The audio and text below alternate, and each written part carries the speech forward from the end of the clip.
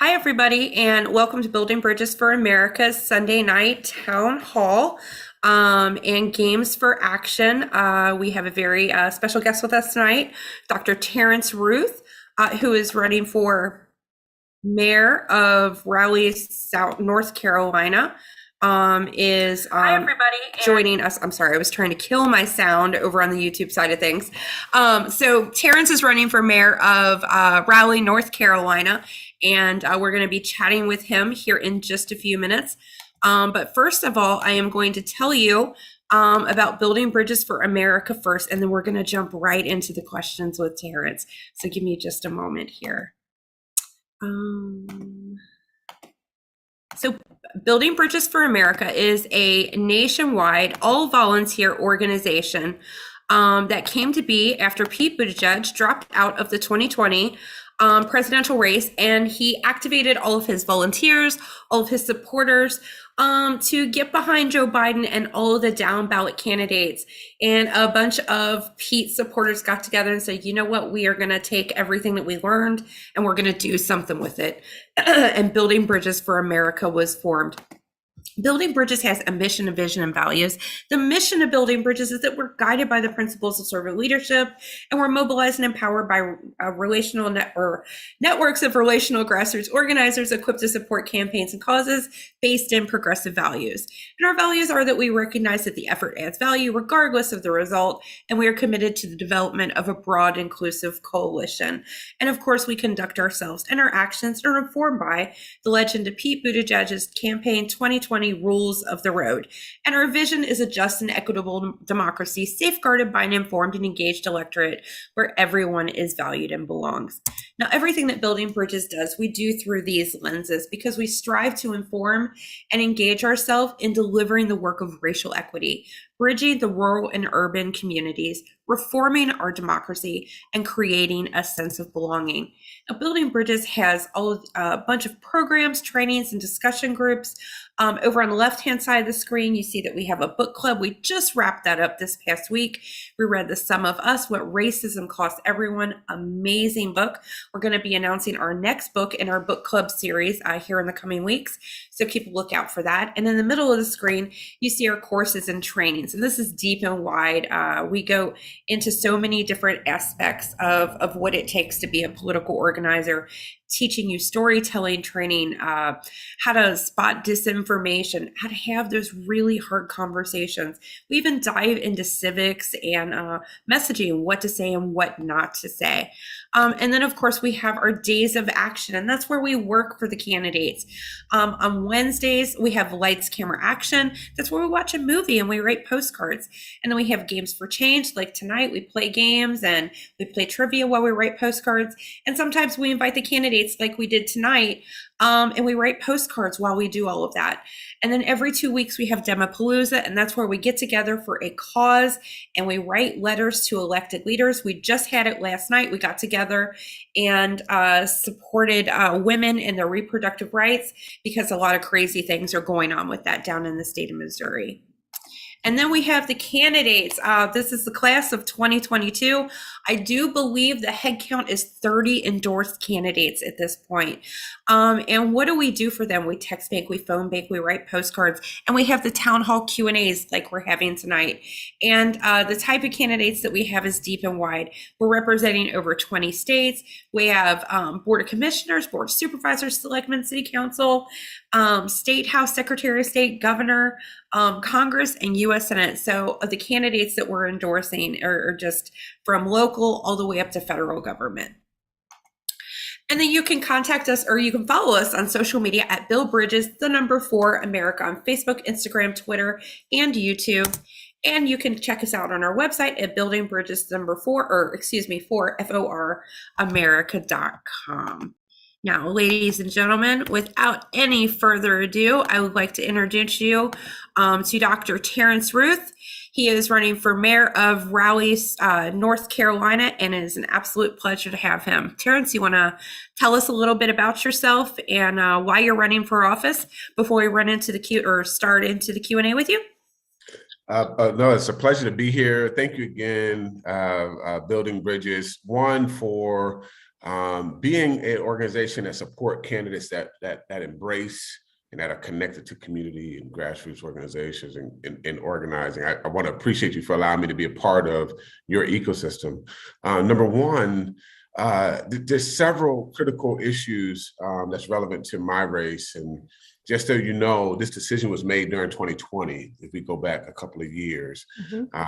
We've had several unrest and we during that year, and there was a community outcry in our downtown. And the outcry was asking for leadership that is not only accountable to community, but is from the community and is connected to community. And so we received a wave of calls from community leaders asking for me, my wife, Kiera, and my son, Miles, to consider that decision to run for office. And so I believe that the skill sets that I have would, one, make me a student of the community. That's significant to me. I had years in education from a teacher, principal, NAACP, repairs at a breach, to instructor at NC State, consultant around the state in terms of education. But at the heart of my work has been the community. And so for me, that was the best time and the best decision to make. How do we build trust between our community and our local officials? And so I entered this race with the weight that the role of the candidate is to build trust. The weight and the responsibility is on the candidate, not the community. And so I want to have an active campaign that allows for people to see what we do, not just what we say, that will allow for us to build real-time trust with the community and with the citizens of Raleigh. And so we run to build transparency, to increase the trust, and to be truthful to residents in Raleigh. Well, that's what I like to hear out of a mayor candidate or a candidate for mayor. So it's a pleasure to have you here. And we already have the questions rolling in. So Melissa wants to know, being a former principal and an educator at a high school level, what are your thoughts about the current events going on at school board meetings? That's a very good question. I have the luxury of living in a region, not just a city, but a region that have witnessed before COVID, before the jam-packed school board meetings you're seeing around the country, as it pertains to critical race theory. We had a very active educator, grassroots network and community here. So when you became a resident of North Carolina, you seen that the line between educator and organizer was blurred. We have a very active and engaged NCAE statewide. A couple of years before 2020, we witnessed the largest march in downtown Raleigh by educators. It was a record for, I believe, either for our state or for the South. So it's a very impressive turnout by educators. So having an engaged and informed professional pool of educators and having that link into politics, that's actually not foreign to North Carolina.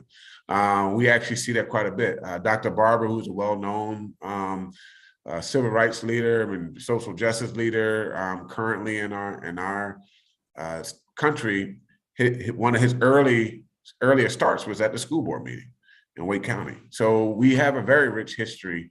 And so for me, this is consistent with the work that we've seen over the years in North Carolina, and primarily in Raleigh, since Raleigh is the capital. Most of the direct action and the marches happen right here in our downtown. Thank you for that. I appreciate that answer. Okay, so Susan, who is a former educator as well, what would you do as mayor to improve morale among teachers so they don't have to mentally check out and leave? Yes, so you're seeing a wave of issues post 2020, but clearly if you talk to educators, the signs were there before 2020, but you're seeing a wave of students who are entering with levels of trauma and emotional stress that are alarming. And you're also witnessing communities that have yet to recover from the levels of joblessness and also from the intense volume of deaths that we've seen in certain populations. And so COVID highlighted some areas that were critical prior, but if you ask an educator before 2020, they would have been able to highlight those same disparities. And so for educators, one, let's be honest with how much we value educators by investing in their quality of life.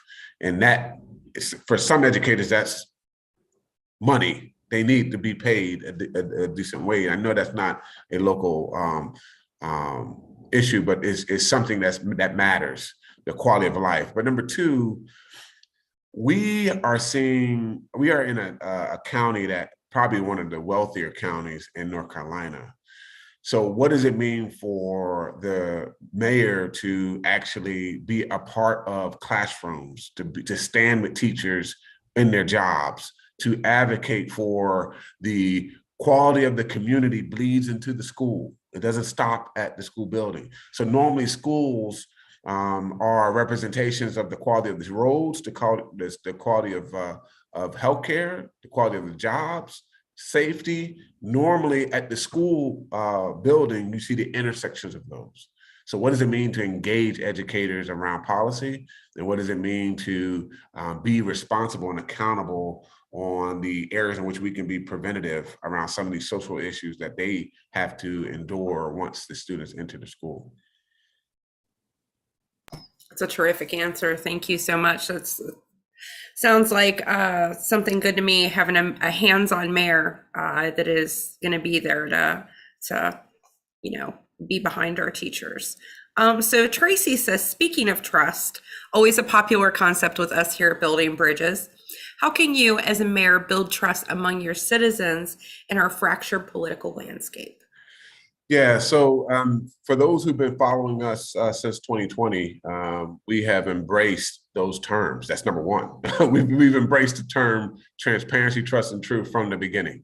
And the reason why we've embraced it is because we think that there is a role that campaigns should have, where the dollars that's invested into campaigns should benefit the community in real time. The risk is on the voter right now in traditional campaigns. The voter has to hope and pray that the individual who is running for office actually follow through on their promise. So we're saying that we're going to run a campaign that actually benefits the community in real time. They don't have to wait. If we're talking about affordable housing, we're going to build a coalition that builds affordable housing right now.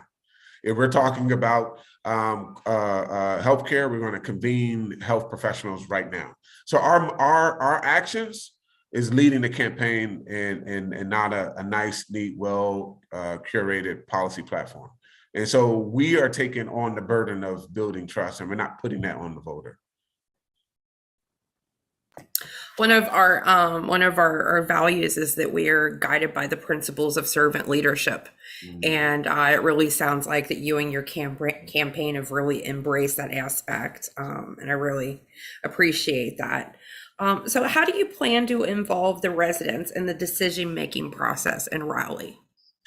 One, we witnessed in 2020 and in 2021, we witnessed a dissolving of the existing community engagement process, and especially the community engagement that was driven by the community. Since then, they have moved the community engagement structure internally. What I will do is build the trust back into the community infrastructure that existed, and what does it mean to allow for the community to own conversations and allow for the community to drive conversations. And so again, we're not just sitting here promising something. We've held, even during COVID, Zoom designed meetings with community leaders. We wanted to know what were their hopes and dreams. What would you like from the city? We held that in real time. What would you like for a city to have that will allow for you to engage? What are ways in which we could be more creative around engagement? We've actually had those listening sessions. We've actually listened to people. We actually open up our canvassing team to just be students of the community. That's our philosophy. Let's be students of the community. So we're not promising anything. We're literally going to the community and pulling out our paper and pencil and saying, what would you like from a community engagement platform and strategy? Now, my PhD is in public affairs. I've studied policy. I've studied how to implement policy. But one thing that we are leading with now, the implementation of policy requires that you have tremendous trust from those in your constituency. And we believe that we should enter with a high level of trust. And so that's why our campaign is listening to the community right now. Every event we've had has been embedded in the community, number one. It's been donate if you can. If you can't, come and enjoy the festivities. We've also invested in small businesses. So we've had young artists, we've had small vendors, we had small business, and we actually supported small business in real time. And we also desired to have these particular venues provide access to me directly, access to our team directly, and also to hear from people in real time. So we tried to be, our hashtag is #BePresent. So we tried to be present so that we can listen, so that we can learn. So we're talking about being active right now. Right now, we want to share the things we're learning. We want to share what we're learning, and then also what we're hearing across all 5 districts. So we're literally right now acting out what we are saying in terms of building trust and also communicating. Thank you so much for that answer. So last year there were 130 complaints of the Raleigh Police Department using excessive force, and funds spent on misconduct settlements in Raleigh were 102,000. And based on the population of Raleigh, a Black person was 7.6 more likely, and a Latino person was 4.9% more likely to be killed by a police officer than a white person in Raleigh. 67% of the people that were shot by a police officer did not have a gun. So it sounds like you have a lot of work to do in the Raleigh Police Department. So what is your plan as mayor to clean up the Raleigh Police Department and have more accountability for your officers? No, very good question. 2020, since 2020, when we first put our name in the hat, there have been a change in the police chiefs. So you've seen a transition in leadership at that point. Also, you've seen the creation of a police accountability board committee. And so you've seen 2 major shifts in that conversation since 2020. Now, the role of the accountability that's positioned or at least put forth towards policing, I should live to those as well. So when I say transparency, trust, and truth, that's not just for me, that's for anyone who is representing the people of Raleigh. And so on the police accountability board, one, what does it mean for that committee to be empowered to evaluate incidents and to make sure that we understand what transparency means in that context? Right now, the moment that board was created, 2 major figures resigned. So what does it mean to build and empower that board? What does it mean to make sure that that board is connected to all 5 districts in the community, so that the community can not only hear from a committee that is supposed to represent the city, but also be able to shift and move complaints up through that committee and that board? And what does it mean to have subcommittees that represents all 5 districts, so that we can deal in the context of that particular region of the city? So we have very unique regions of the city. And so it would be, I think it would be powerful and provide accountability and transparency if we had subcommittees for that board that allow for these particular areas of the city to have unique concerns, unique requests and desires from the police officers in their region reach the council and the mayor and the city staff. And right now we have 1 committee, and that committee is requesting further responsibility and more power from the council itself. Well, we're really glad here at Building Bridges to hear that you're going to be all about transparency, not just with yourself, but with your police department as well. We have an event called Demopalooza, and we have it about every 6 weeks for this issue. We write leaders about the Justice and Policing Act. So I'm really happy to hear that. So Tracy had a follow-up question about your police department. So what have you or have you not seen from the federal level to help mayors with this issue on police reform? And what additional ideas do you have on police reform? Yeah, so prior to the presidency of Trump, Obama actually rolled out an initiative that allows for cities to do an equity-based and transparency-based process that is very robust. It allows for you to have a community-driven strategy to engage policing, to engage transparency. The city of Cary, I believe, that's a city that's neighboring to Raleigh, has gone through that process before. So there are some tools and resources. What I'm finding is it's not so much the resources and the tools, it is the individual that is in office. What is their motivation? What is at the root of their desire to see a healthy city? What is their motivating factor? And for me, that's significant. I spent the majority of my career with students who were long-term suspended and had a criminal record. So I've had the opportunity to see these human beings as humans. And so I think there are benefits to bringing that into office. But there have been federal tools and structures that allow for cities to engage at a very enriching level around policing and safety. Thank you. It sounds like you have a lot of great ideas that are coming for the city of Raleigh. So Maria wants to know, what do you think of declaring a state of emergency to solve the most pressing issue, homelessness and food insecurity? Yeah, so one of my main desires for Raleigh is to make sure that Raleigh remains affordable. And that affordability touches everything from transportation to housing to food. What we've seen after 2020, we've seen a wave of people who are newly unhoused on top of the numbers that we've had prior. And so we've had packed out hotels. We've had our foster care system see waves of children who are unable to find permanent housing.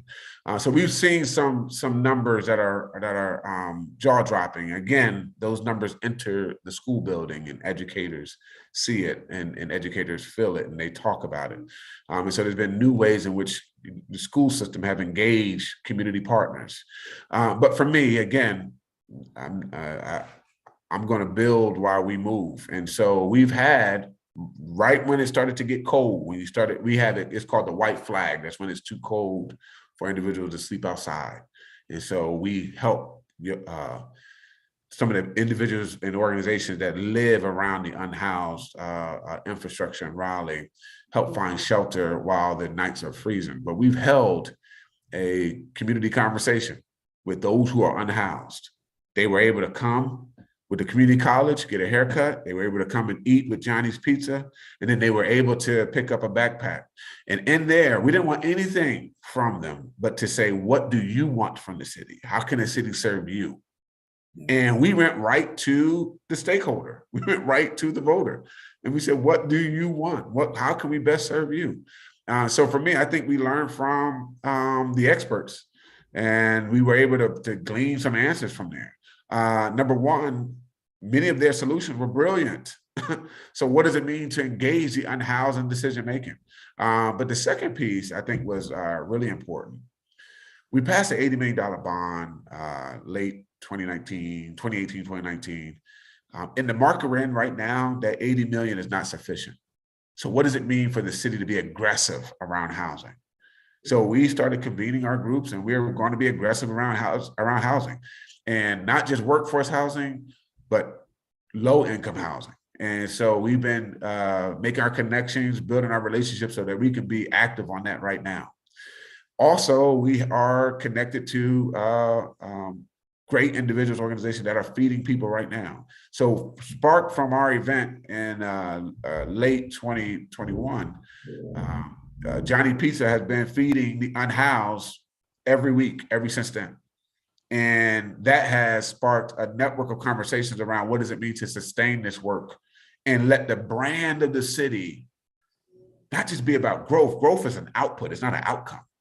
What if the growth of the city that everyone can have a quality of life that's worth living for? And what if we can show that our heavy targets are to address hunger, to address the unhoused, to address access to transportation, to address job loss? So we started convening small business leaders. When we talk to them, we've had some dynamic small business leaders who are seeking to, one, pay for transportation so that their workers can get to them, try to meet that $15 an hour. Some are paying $20 an hour. And then also to try to cover healthcare and childcare. And so all these small businesses are doing them in different ways at different levels of quality. But you see where the small business is the number one employer. So we have unhoused and we have those without jobs. We have to support small businesses so we can have a place for people to enter and make a living and be able to live and eat and thrive in this city. And so for me, we're doing it in real time. Again, we do very, very little talk, and we try to walk more than we talk. And so we've been meeting with the unhoused weekly, and we've been just listening and learning from those who are closest to the problem. Thank you for that, Terrance. That was a really good answer, and I'm really glad to hear how involved you are with the community on this issue. Now, this next question is a topic that affects several people in this room. They've had this touch their lives. So in North Carolina, more than 3,300 people died from a overdose related to fentanyl last year in the state of North Carolina. That means 12 people die a day in North Carolina from overdose. That is an increase of 120% over the last 10 years. 19% of those 3,300 were from the city of Raleigh. That is 570 people. Local government and law enforcement play a big part in deterrence, education, resources, and aftercare for struggling addicts. What is your plan to improve the lives of struggling addicts in Raleigh, North Carolina? Yeah, we have some amazing programs here that have great reputation, great brand, but they're at capacity. And so what does it mean to create a room of conversations that allow for that capacity to grow, and not just in individual organizations, so that more people can enter that room? I work as a professor in the School of Social Work. We have clinician social workers, and we also have social workers who are passionate about addictions. And we need to make sure that these particular professionals that's graduating from these universities are not leaving the city, that we are plugging them into jobs, and that we're plugging them into ideas and new ideas that address addiction. Right now, we have probably 4 or 5 major universities right here in the city. And what does it mean to make sure that expertise, that body of knowledge stay here and that we engage in real time? But number 2, you have to build trust in the community where addictions is at its worst. And so there's been some cities that have done a better job than others. There's some that go in and they build relationships. They collect names, they collect data, and then they actually have a data-driven strategy that allow for them to target individuals for support and not just target them for criminal records. And so what does it mean to help individuals do a data-driven strategy that allow for social workers to be empowered, the professional network that exists in Raleigh to be empowered, and to also exist beyond four walls. What does it mean to be out in the street, engaging and learning and getting to the root of the problem? And so we've been studying that issue, and so we're still learning in that area. But we have seen some areas, some cities on the West Coast that have had boots on the ground, meeting human beings, learning, and putting strategies that's reflective of the needs of the people who are experiencing addictions. And so I would look to have Raleigh be that city that's responsive to those in need, and not prescriptive and labeling what's needed. And so as a researcher, my very first thing will be to learn from those who are experiencing, and then have a solution that's responsive to that very need that's been told to us from our constituents. Thank you very much for that, Dr. Ruth. It means a lot to me personally, and I'm sure to other people in this room that their lives have been touched by this. Now we're going to move on to transportation. Is there anything? Are there any specific projects for which you would seek funding through the U.S. discretionary grant for funding in your community? Yeah, so we currently have several projects underway right now. So we have a bus rapid transit that's happening. They're already holding community meetings around that. It's going to be a big deal for Raleigh. We are not yet to the level of efficient transportation for those who don't have a vehicle. And so for me, it's making sure that we're tapping into the pedestrian and biking network, so that we can make sure that we normalize those forms of transportation and that it has levels of respect. I have the luxury to live close to my job, so I can walk or take my bike. What does it mean to place job and opportunities in neighborhoods so that all neighborhoods, not just those who are making certain levels of income, so that people can walk and enjoy transportation through either walking or biking? But also, what does it mean to be in conversation around this region for light rail? I know that conversation is currently happening, but what does it mean for people who work outside of Raleigh? And so we do have a very robust region here. We're probably, I think it's the highest average PhD per capita here. I believe that's in the Triangle. So we have people working across this region and not just in the city of Raleigh. So what does it mean to serve even those constituents that are living here and working somewhere else, or working somewhere else or living somewhere else and coming here? And so for me, the very first thing that will be under my control would be to make sure that we have sufficient, safe bike lanes and pedestrian walkways so that people can get to the things they care about, not just work, but also play and fun. And so for me, that would be number one for me. Well, thank you for that answer. As you know, we are put together by a lot of Pete Buttigieg supporters. And so we have a lot of transportation US junkies in here. So we're glad to hear that. So Maria wants to know, I already asked you that question. 1 moment. Okay. How would you lift up women workers? Very strong. So we have convened, not just women workers, but also women small business owners. And so they have shared with the campaign, there's several things that's important. Number one, COVID has disrupted this 9 to 5. What does it mean to normalize flexible work hours? And then also, what does it mean to provide support for childcare? That was a number one area for the groups that we convened. Childcare and the cost of childcare was significant. On top of that was linked to that was flexible work hours. But the very next thing is to actually be audacious and put an aim for the number of women-led small businesses and women-led workers that we would like to see in the city itself, and then actually actively recruit and empower companies who help you get to that number. And so for me, I think it could be something that the city champions, and also there are great organizations that's already centered around this conversation.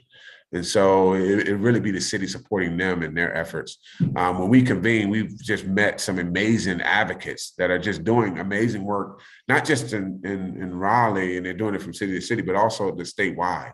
And they're just looking at different ways in which we can do healthcare differently across a network of small businesses rather than one business trying to provide healthcare and it's not sufficient for that particular mother or that particular individual that's trying to build their career. And so we're learning and we're convening the right people in the room. And so what does it mean to create a hub, use the platform to create a hub for people to share ideas in terms of what does it mean to empower and to support women workers and also women-led organizations. So it's International Women's Month. And what has your campaign done to celebrate this month? Well, one, I have to take my hat off to my wife. My wife is really spearheaded, this work, and what I mean by that is she has a blog called The Banana Moon. That blog has been in existence for I think 3 to 4 years, and most of her work is centered around women issues and abuse. And so she has literally spearheaded several initiatives that empower women both in the workforce and at home. And so she has a blog with the local news that share recommendations and just raw stories, her story. And so she has really helped us center our one, the disposition of the campaign, but also just our sensitivity to issues that people don't talk about. And so we've been able to, one, highlight the women that have meant everything to us. And I think that's number one. So I can't say enough about the women who have literally put a stake in the ground for us to even be able to run for office. But also my wife is a part of several networks that allow for us to enter and just hear. One is called the Women's Club. And they convene women around different topics and allow for them to volunteer for issues that they care about. And so it's just been a pleasure to see several organizations be a part of these conversations. And one is called No Woman, No Girl, and they help support women who are in very difficult situations, and they center their organization to be that key, that first line of defense. And so it's just been a pleasure to be around these women who are taking charge in the city. But I can't leave this conversation without saying that a place at the table, which is probably the heartbeat of our city, is Maggie Kane. She runs an organization that allows for individuals to pay what they can. If you don't have anything, you pay nothing. If you have something, you pay it. If you want to pay more, you pay it. And that has been a hub for people to have deep, difficult conversations about the less popular topics around cities and urban living. And then also she has been a great supporter of the work that we are doing across the campaign in terms of being transparent in real time. And so we have great women leaders in the city, and it's just a blessing to be a part of the great work that they're doing. Jacqueline Wittenberg is leading a foundation that allows for first generation college students to go to college, and she supports all the college students that are going to college in the city of Raleigh. And so we have several. For those who don't know, we are in a state that has the most universities. And so she does a great job at allowing these families to reach their dreams. And so these are women that I've talked to and learned from and gleaned from, and they've mentored me. And so it's just a blessing to be a part of that. And so we're just uplifting people that's already doing the work. They don't need any more shine. They are the shine. So it's just a pleasure to be a part of a month that's allowing them to be highlighted.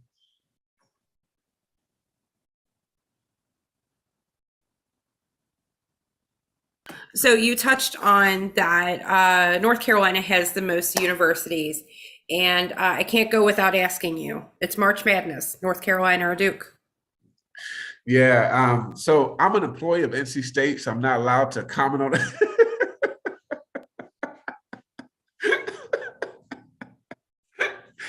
it. But I will say this. I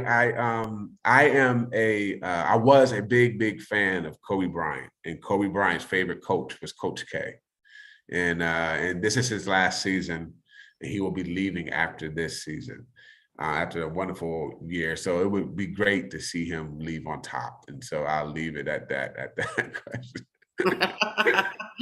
Okay, that was a great answer. We'll have to take that. So Susan has another infrastructure question. So if someone came to you with a proposal to build a new piece of public infrastructure, a road, a bridge, or whatever, how would you evaluate whether or not that project was worth implementing? Yeah, so one, affordability is our number one. That's the metric in which we are filtering all ideas, affordability. And so will this allow for us to sustain the current levels of affordability, or would it allow us to reduce costs somewhere?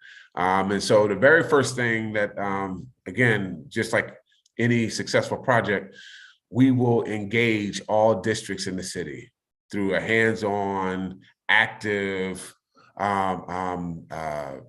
design session that allows for us to have a flat map and talk with residents around the city to see what do they desire, what will help their lives. And from that, we'll put experts around the information we glean from those sessions to see what idea will allow for us to, one, be able to roll out in real time, that will allow for us to sustain affordability and allow for us to build trust with the community. And so that's a really good question. But for us, the primary is affordability. Right now, we're seeing where rent, homes, and transportation is becoming extremely unaffordable for residents who had amazing, rich generational history in the city. And so we want to make sure that we are attacking that area first. I'm really glad to hear that you're serious about this issue. I'm down here in Florida, and that issue is just now starting to ramp up and is absolutely horrific for our northern and our southern Floridians. So I'm really happy to hear some passion behind that answer on that issue. So Tracy wants to know, 60 Minutes is doing a story and never mind. I think we just talked about that. So in light of the number of anti-LGBTQ legislation across the country, especially targeting the trans community, how will you protect your residents in your city? Yeah, so we recently had an ordinance that was requested that would protect workers, LGBTQ plus workers, and it was a local ordinance, and we just recently approved that. But we were the last city to one of the last major cities in this state to approve that ordinance. And so for me, I'm just tired of following Charlotte or following Durham or following Care. I would love to lead on issues. And so I would want to lead on issues around LGBTQ. We have a very active and engaged a group here that been engaged in the city for many years. This is not a new issue at all. And so I would just like to be aggressive and show leadership as a capital city on issues that's valuable to the LGBTQ community. And currently we are still following others. Great answer. Great answer. So Christy has a question. She wants to know, how are you reaching out to the AAPI community in your city? They're 5% of your population, a high income demographic. There's a split vote right now between two parties. How are you talking to them, and are you targeting them with language? Yeah, so this is a very significant question. Because usually when individuals are talking about 2020 or they're talking about racial tension, they normally go to white and black, and they often forget that in our city we've seen the AAPI community receive levels of racial hate, and it was a significant issue locally. And so for us, one, we need representation on the council. That's number one. But also, there's cities that have a committees on the affairs of AAPI or African American or Indigenous, and they give biannual and annual reports on the quality of life, the number of jobs, the what you know, the how the home ownership. Again, the metrics that allow for us to hear from that community or representation from that community directly, so that we can be responsive to those who live under the circumstances in which they are uplifting. And so for me, I would like to see stronger emphasis on representation, either on a committee or on a council, so that we can hear directly from those who are living and experiencing the unique concerns of their community. Can I have a follow-up on this? So I actually do have a question about this, because the demographic that is in Raleigh are usually very high educated people, and they value education.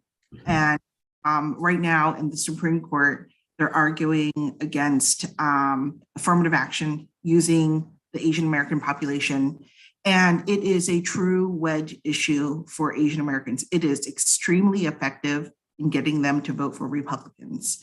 How are you addressing that? Because that is truly, that and small business support is the number one driver for the Asian American population.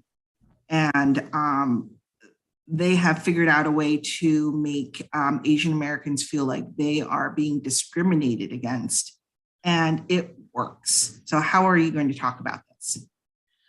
So you're I want to make sure I have your question correctly. So you're referencing the case in which discrimination is pitting the affairs of Black and Brown versus AAPI in terms Oh, of. yes. Okay. Mm-hmm. When you actually get into community, I've actually had a chance to talk to someone who's doing really well in the city of Raleigh. There are levels of intersection, and the intersection centers around the level of hate that's gleaned towards, towards the AAPI. The sad part is that they don't get the level of attention. And so that's even in schools and et cetera. So for me, I've seen where even high income earners, when they are in public spaces, social media, et cetera, they do receive the same level of intensity in terms of hate and racial slurs. And so for me, it's making sure that we are inclusive in terms of who are experiencing very difficult, traumatic racial incidents, but also that we fully understand the story. Most of the time, somebody else is telling the story. And so what does it mean to support those right now in our city on Oberlin Road, which is a historic community? We're seeing where there's a group that's organizing around uncovering, discovering, and exploring and sharing the history of the once enslaved Oberlin community. And it's an African-American community. What does it mean to do the same for the AAPI so that we can understand and hear the stories and the values around it? And so for me, I think that is significant to, one, how we see students, how we see the majority minority categories, and also how we see small business representation and cultural representation in the city. I guess maybe I'll circle back around and use a more local instead of Harvard, which is at the Supreme Court. We have a magnet school called Thomas Jefferson High School, and it is the crown jewel of Fairfax, Virginia. And it is, there is serious talk about getting rid of that school because there are too many Asian Americans who attend that school, that to the exclusion of many others. And I guess that is what I'm trying to drive around, because this is this idea that there is a cap on Asian Americans going to the best schools, and that they're being discriminated against because we're perceived to have more intelligence. It's not true. It's that many of the households value education over just about everything else. And so, they will drive their kids to achieve more. And I guess that is, like I said, one of the biggest drivers for voters of this community is the idea that they have fair access to the best schools. And do you see what I'm saying? No, I see exactly what you're saying. For us, we have a very intense conversation in the state around both public and private schools. But I'm embedded in that conversation quite deeply. But I haven't heard that argument for or against private schools or Montessori schools or some of the top performing schools. I haven't heard that argument against. But I have heard the argument in the context of racial tension, but I haven't heard it in the context that you described in this state. I know in this particular state, we are having a very intense battle around how much charter schools we should have versus how much public schools we should have. And in that intense battle is normally argued around the context of race. So there's a case, I encourage you to look it up, it's called the Leandro case. Very popular case in this state. And it makes the case for disparities according to race. And even in that case, I'm not sure if it zooms into the context of, but what I would recommend is that the state and the city have a study to actually explore those numbers so that we can bring clarity and transparency to that argument, and so that people can have an accurate view of what does it mean to have access to a quality education. Usually in these conversations, especially when you enter race as a subcategory, it often fogs the facts. And so I would encourage an evaluation of what does it mean to have access and what does it mean to have equity and parity across all demographics. And so I have been a part of that conversation. It's a very intense one here if you live in North Carolina. That's why I said we have a very strong educator / organizer population here. It is pretty intense. But I haven't heard that particular argument made against access to high performing schools. Not to say that it's not here in North Carolina, but I do think that clarity is needed whenever you enter the element of race into these particular conversations. Okay, thank you. Great question, Christy. Great answer, Terrance. So Melissa wants to know, when you are elected, because you're going to win, and having a family, how will you find the balance between work and your life? Yeah, that decision was considered 2020 when we were exploring this opportunity, and that also was a part of how we selected our campaign manager. So we have an amazing campaign manager that said this day is the Ruth Family Day. This will be the Ruth Family Day for the rest of this campaign. And so we have an amazing team that honors and respect that boundaries. Like today, I was at my son's Little League game, and I was able to be there fully with cheering him on. And so for me, we are running as a candidate that's going to be out front on issues, and as a family that's going to be together. And so we usually have individuals that run. And so you normally see an individual person. But if you look at any of our social media platforms, you see our entire family. So we have a family so that people understand that if it's a family-friendly event, we'll be there with our entire family. And then they also respect us when we are having family time.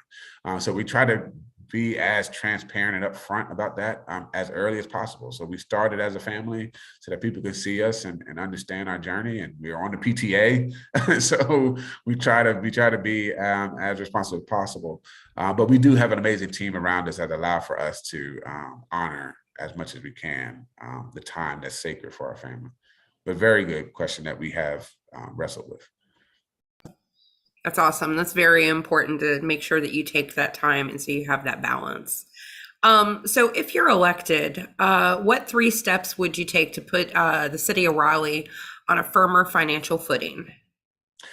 Yeah, so one, I think that we need to first have a budget that's participatory.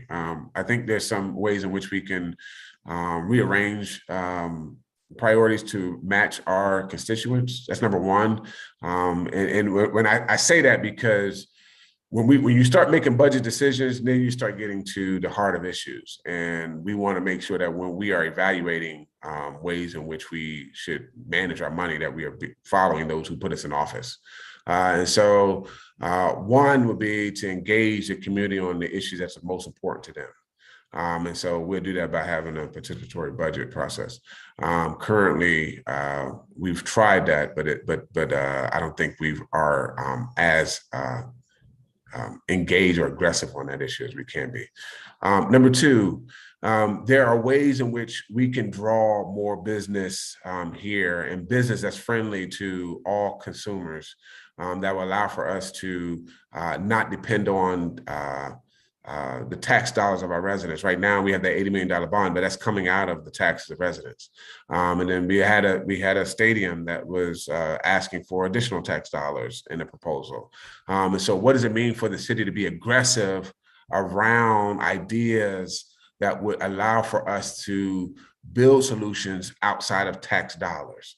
And so when I'm talking about affordable housing and we're being active right now, we're not talking about the $80 million bond.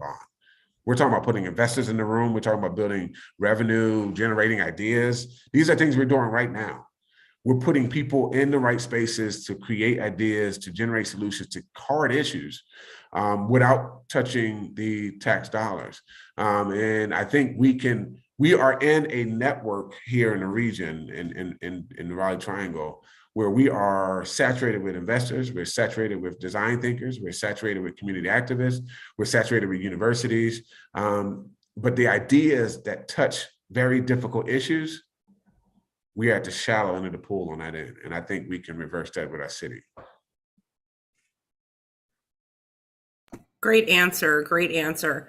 So Melissa has a question that she has heard that her friends that are there, that there is a rise in homelessness in college students in Raleigh because it's been hard for them to find affordable housing off campus. What are your plans to address that? Well, one, the News and Observer wrote about this prior to COVID. Some people think it's a COVID issue, but it's prior to COVID. The student homelessness was a major issue. So our universities are located right near downtown, where the housing costs the most. And so we are everywhere where our universities are located, they're located in areas where housing is skyrocketing. And so we are looking at ways in which we can partner with the universities that have land, and what does it mean for them to make a priority housing for their particular students. Obviously, the giant in the room is NC State, and then you have your HBCUs who are literally in downtown, in the hub of downtown, where it's very difficult, but they have the land. And what does it mean to bring in key leaders and stakeholders that will allow for us to be creative around building affordable units on the property so that they can walk to school, they can not off campus where they still have to find transportation. And we don't have that level of transportation infrastructure as of yet, to where students can live far out and travel in at an affordable cost. And so for us, it's bringing in the key individuals that will allow for these institutions to build affordable units that doesn't drain the university as well. And so we've been having these conversations with several developers, with several investors around affordable units in these particular areas, because most of the time when people talk about homelessness, they're talking about adults and they're not even thinking about students. And so I've had the privilege to be in the conversation with those investors who are talking about the students. So what does the blueprint for your first 100 days as mayor look like? Yes. So one, most of my experience so far has been embedded in the community. So I've been literally traveling around all the districts, learning and hearing from those in the community. But it'll be time for me to sit and listen to those who have been running the city staff. Usually they're overlooked. Usually you're positioned to look to either leaders of departments or the city manager or the council. But I think you learn a lot by just listening to the city staff, listening to the fire department, listening to police officers, listening to those who are in areas of the city that most people ignore. So for me, it's going to be a chance to sit and listen to those who are on the front line of many of the issues that we talk about. What are their perspectives? And so once you blend together the stakeholders that are in the community and those individuals who are on the front line of the issues on the city staff, I think you would have a powerful narrative. And so for me, that'd be step number one. Step number two, I think it's important that I build a community platform that allows for the community to speak and allow for me to hear. And right now we don't have that. We have a board meeting, and that's the only time you can hear from the mayor. But what does it mean for the mayor to be in dialogue with the community? And what does it mean for the community engagement strategy to launch and be strong so that we can hear from all areas of the city and not just downtown? And so number one, while still listening to the community, listen to the city staff, not just those in leadership.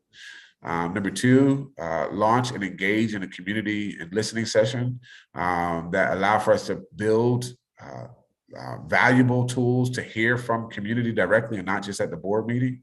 And then number three, what does it mean for me to speak directly to the community and have a platform, build a platform that allows for me to speak directly to them.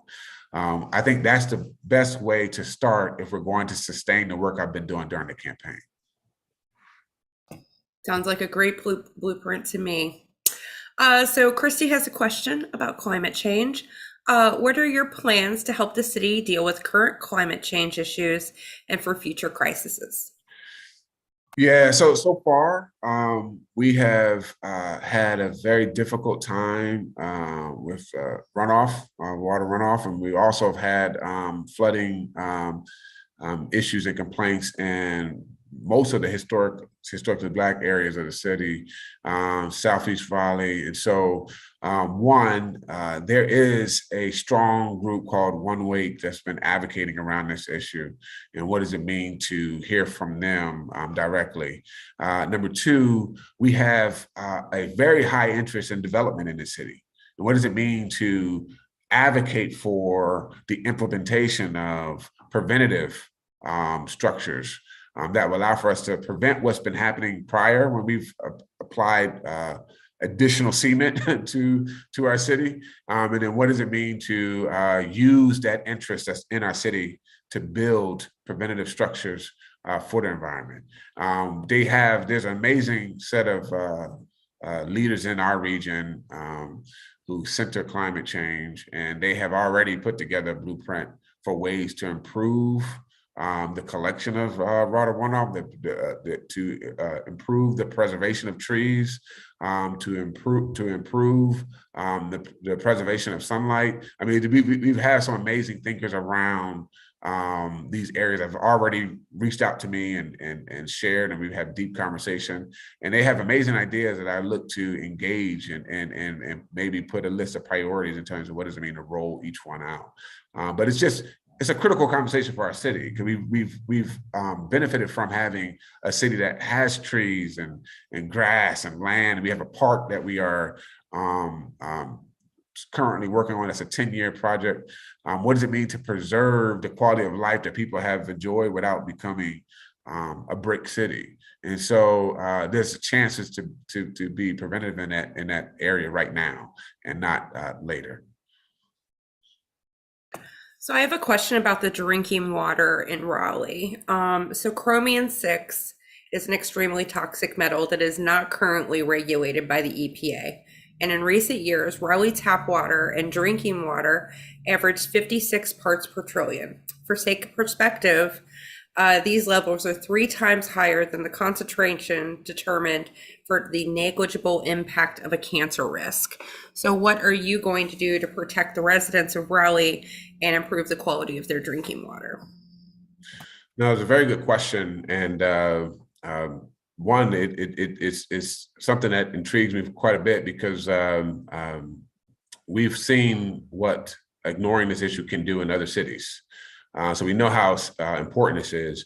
But number two, I believe that starting that initial 100 days by listening to city staff is going to be significant. And the reason why I say that is because there are details to this issue that I need to unearth and understand. But there's also stories from the community that I need to link to the city staff that's operating on the front lines on these issues. And so for me, it's going to be a chance for me to listen to residents, to hear their concerns, but also listen to the city staff to understand their concern.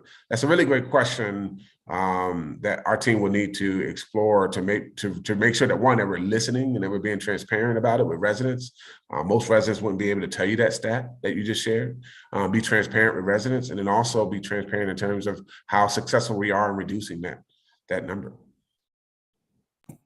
Great answer, and thank you so much for that. So I have one last question. It's kind of a fun question. It's a hypothetical question. So Roy Cooper is your governor, and you're elected as mayor of Raleigh, and he picks up the phone and he says, Terrance, I am going to give you a $5 million grant to do whatever you want in the city of Raleigh. What are you going to use it for?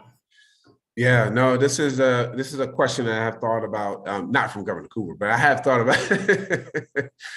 So to many of your questions, unfortunately, in the city of Raleigh, you can still look at a zip code and it will be a strong predictor of the quality of education.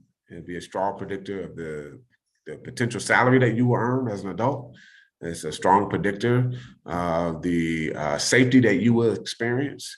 It's a strong predictor of the type of job you will have. So for me, I've had the chance to work nationally with an organization called Forward Cities. And I had a chance to visit Westmoreland. And in Westmoreland, this was a town that was New Kensington. It was a very small town. And they had waves of job loss. They had talent drain. It was a city that was very small and looking for a spark. And they chose that city to launch the Next Innovation. It's a lab. It's an Industry 4.0 lab that gave this town access to the next wave of technology, so that they're trained on the next wave of technology. I think that would do wonders to our city, especially for those who are seeing their communities disappear to the high rising of housing costs and rental costs. And so what does it mean to create Innovation 4.0 lab right here in downtown Raleigh? We have the community. We have one of the largest and most successful community colleges. We have 2 HBCUs. We have NC State. We have Red Hat. We have IBM. We have, I can keep going on the ingredients that we have. So we're not lacking the ingredients. We just are, we're lacking the desire. And so I think that we can place that particular structure in our downtown and really birth just a next wave of talent that we can employ in our city, that people now will find it difficult to find a zip code that's a predictor of low income, low quality of life. And so that's a passion of mine. One, because I'm an educator that have been in schools where they say they can predict your adult life by the age of 3, maybe by the 3rd grade. So I've been in those schools, I've been in those neighborhoods, and I think something like innovative Industry 4.0 lab can really create a new conversation, a new spark, an opportunity for people to see at the end of the tunnel ways in which they can build a life for themselves and have access to the next amazing job that will arrive in Raleigh. We are attracting major tech hubs here. And so rather than just taking in exports, What if we invest in the people who live and was born and they have generations that were raised in Raleigh?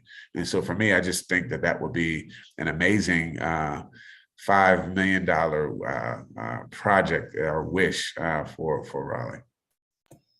Well, that is one of my favorite questions to ask because it's, what is your pipe dream for your city kind of question. So great answer. So this is we're coming to the end of the town hall, and I have to say, I've been very impressed with you, and you have so many great ideas for the city of Raleigh, and I'm so excited for you and to see where your campaign is going to go. So one last thing, you are stuck in an elevator with someone and they are an undecided voter. Convince me to vote for you. Well, I am tired of voters having to be the one who hold the risk. And now you have a chance to stand with a candidate that will take all the risk and will take all the action so that you don't have to vote for a promise, you can vote on action. And so with that, I want to lead with transparency. I want to lead with building trust. And I'm being truthful with you right now. And the only way you'll know is because the action will tell it. And so I want to be that candidate for you. And so you don't hold the risk, I hold the risk. And so I will be present in your community, building trust, building relationships, so that you can vote and be informed and not be tricked. Great answer, Terrance. Great answer. Well, thank you so much for being here. Melissa is going to be putting Terrance's website and his donation link over into the chat here in just a couple of minutes. You can go and learn more about Terrance there. Terrance, thank you so much for being here. Good luck with the rest of your campaign. And we are rooting for you here at Building Bridges and Roadmap for Progress.